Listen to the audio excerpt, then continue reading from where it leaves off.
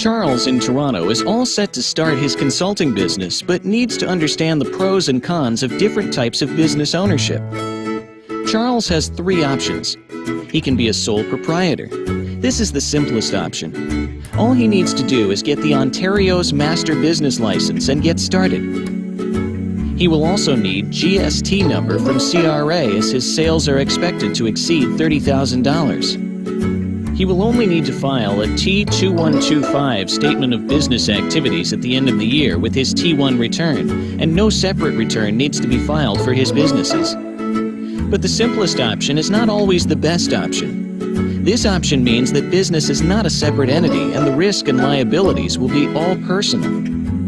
The second option is that Charles can also form a partnership with someone and share his risks and liabilities if that suits his business, but he will lose complete autonomy of his business and will still be personally liable for his share of business.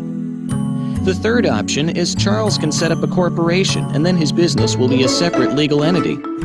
Charles will have to file a separate T2 tax return for his corporation, but he will have the flexibility to choose a separate tax year end and his liability will be limited.